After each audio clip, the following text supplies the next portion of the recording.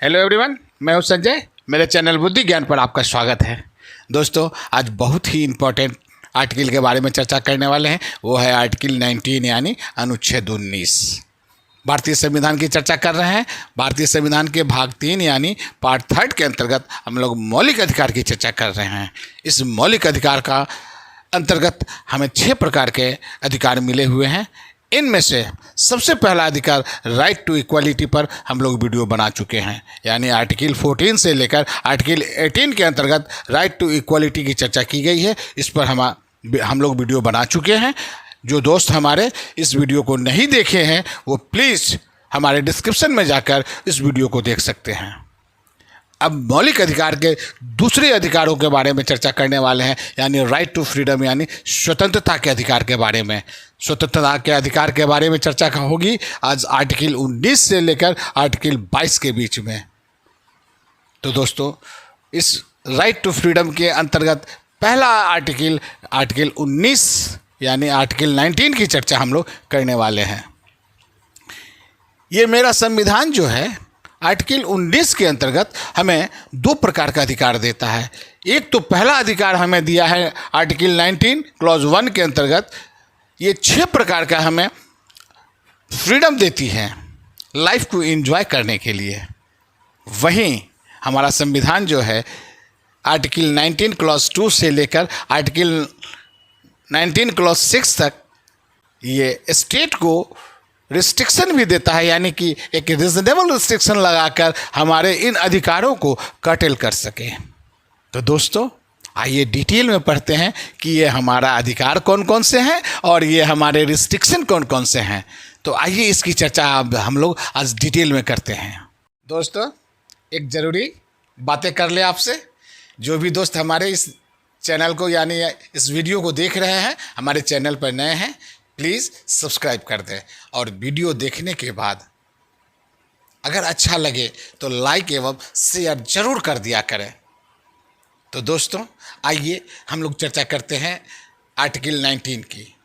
हमारा संविधान के अंतर्गत आर्टिकल 19 के अंतर्गत हमारा संविधान हमारे देश के सभी नागरिकों को 6 प्रकार की स्वतंत्रता देती है लाइफ को एंजॉय करने के लिए। ये हम लोग पढ़ते हैं आर्टिकल 19 के क्लॉज 1 सब क्लॉज ए के अंतर्गत हमें देती है freedom of speech and expression, यानी वाक एवं अभिव्यक्ति की स्वतंत्रता, यानी हमें बोलने और अभिव्यक्त करने की स्वतंत्रता देती है हमारा संविधान। सब क्लॉज बी देती है हमारे freedom of assembly, freedom of assembly peaceable without arms, यानी हमें शांतिपूर्वक सम्मेलन करने की स्वतंत्रता देती है। Sub clause C freedom to form association और यूनियन, यानी हमें यह संविधान संघ भी बनाने की स्वतंत्रता देती है। Sub clause D freedom to move freely throughout the territory of India, यानी भारत के राज्य क्षेत्रों में सर्वत्र अबाध संचरण करने की ये स्वतंत्रता हमें देती है, यानी फ्री हो कि भारत के किसी भी राज्य में हम आराम से आ जा सकते हैं। ये हमारा मौलिक अधिकार है। Sub clause E freedom to decide and settle, freedom to decide and settle in any part of the territory of India, यानी भारत के किसी भी राज्य में निवास करने या बस जाने की स्वतंत्रता हमें देती है। सब क्लॉज एफ जो हमें पहले संपत्ति के अधिकार देती थी, लेकिन 44वें संविधान संशोधन अधिनियम 1978 के अनुसार इसे मौलिक अधिकार से डिलीट कर दिया गया, यानी हटा दिया गया। जनता पार्टी की सरकार के समय में इस सब क्लॉज एफ को हमारे मौलिक अधिकार से हटाकर अनुच्छेद 300A के अंतर्गत इसे रख दिया गया और वहाँ इसे लीगल बना दिया गया। आइए सब क्लॉज जी देखते हैं कि freedom of practice of any profession, occupation, trade और बिजनेस, यानी कोई भी वृत्ति, उपजीविका, व्यापार, कारोबार करने की स्वतंत्रता हमें देती है। तो ये है हमारे 6 प्रकार की स्वतंत्रता जो हमारे देश के सभी नागरिकों को हमारा संविधान देती है। ये article 19 clause 1 sub clause A, B, C, D, E, F और G। F जिसको डिलीट कर दिया गया और इस प्रकार से हमारा अब ये पहले 7 अधिकार थे, अब ये हमें 6 अधिकार देता है हमारा संविधान। तो दोस्तों आज डिटेल में चर्चा करेंगे हम लोग article 19 clause 1 sub clause A के बारे में, यानी freedom of speech and expression के बारे में, यानी वाक एवं अभिव्यक्ति की स्वतंत्रता, बोलने और अभिव्यक्त करने की स्वतंत्रता के बारे में आज हम लोग डिटेल में समझेंगे। दोस्तों article 19 clause 1 sub clause A के अंतर्गत freedom of speech and expression के अंतर्गत हम लोग आज डिटेल में जानने वाले हैं। Freedom of speech and expression के तहत हमें सरकार की पॉलिसियाँ, नीतियाँ बराबर जो है हम लोग टीवी पर देखते रहते हैं या न्यूज़पेपर के द्वारा पढ़ते रहते हैं या सोशल मीडिया पर ऑब्जर्व करते रहते हैं। सरकार की इन सभी नीतियों से कुछ से हम लोग सहमत होते हैं, कुछ से असहमत भी होते हैं और कुछ नीतियाँ से हमें फ़र्क नहीं पड़ता है क्योंकि वो नीतियाँ हमारे लिए नहीं होती हैं। दोस्तों freedom of speech and expression के तहत हम अपनी व्यूज़ जो है अलग अलग सरकार की नीतियों पर अपना व्यूज़ रखते हैं, अपना माने की ओपिनियन रखते हैं, यानी हम लोग अपना बिलीव रखते हैं। तो freedom of speech and expression के अंतर्गत हम लोग अपना ओपिनियन बोलकर प्रकट कर सकते हैं या लिखकर प्रकट कर सकते हैं या मूवी के द्वारा प्रकट कर सकते हैं, लेकिन हम अपने स्पीच एंड एक्सप्रेशन को एक लिमिट तक ही, एक दायरे के अंतर्गत ही हम लोग इसको एक्सप्रेस कर सकते हैं। क्योंकि अगर हम इस दायरे से आगे जाकर करेंगे तो ये हमें रिस्ट्रिक्ट हो जाएगा, यानी आर्टिकल 19 सब क्लॉज 1 सब से लेकर आर्टिकल 19 क्लॉज 6 तक हमें हमारा संविधान हमारे स्टेट को हमारे इन सभी 6 स्वतंत्रताओं के बारे में रिस्ट्रिक्शन भी देती है, यानी एक रीजनेबल रिस्ट्रिक्शन इम्पोज करने की हमें स्टेट को ये आदेश देता है हमारा कानून कि स्टेट हम लोगों के ऊपर इन सभी कानूनों को एक रीजनेबल रिस्ट्रिक्शन लगाकर कर्टेल कर सके। तो दोस्तों आइए हम लोग समझते हैं कि ये हमारा रिस्ट्रिक्शन कौन कौन सा है। स्पीच एंड एक्सप्रेशन के अंतर्गत अगर हम कोई वैसा बात करते हैं या कोई ऐसा भाषण देते हैं या कोई सा चर्चा करते हैं जिससे हमारे देश की सॉवरेनिटी एंड इंटीग्रिटी पर इफेक्ट पड़ता हो, तो स्टेट हमारे इस अधिकार को कर्टेल भी कर सकता है, यानी रिस्ट्रिक्ट भी कर सकता है। हमारे स्टेट की सिक्योरिटी पर अगर प्रभाव पड़ता है हमारे बोलने से, ये भी रिस्ट्रिक्शन के अंतर्गत आ जाएगा। स्टेट हम पर रिस्ट्रिक्शन लगा दे सकता है। हमें बोलने की आज़ादी है, लेकिन हमारे बोलने से हमारे देश के रक्षा और सुरक्षा पर अगर फर्क पड़ता हो तो वैसी भाषणबाजी हम नहीं कर सकते हैं, यानी स्टेट हम पर हमारे बोलने के अधिकार पर रिस्ट्रिक्शन लगा सकती है। अगर हम बोलते हैं, अगर हम स्पीच देते हैं और उस स्पीच के अंतर्गत हमें डिसेंसी और मोरालिटी बना कर रखनी होती है, हम किसी को डिफेम नहीं कर सकते हैं। अगर हमारे बोलने से या हमारे कुछ एक्सप्रेशन करने से हमारे विदेशी राज्यों के ऊपर, हमारे रिलेशन पर अगर बुरा प्रभाव पड़ता है तो स्टेट हमारे इस अधिकार के ऊपर रिस्ट्रिक्शन लगा सकती है।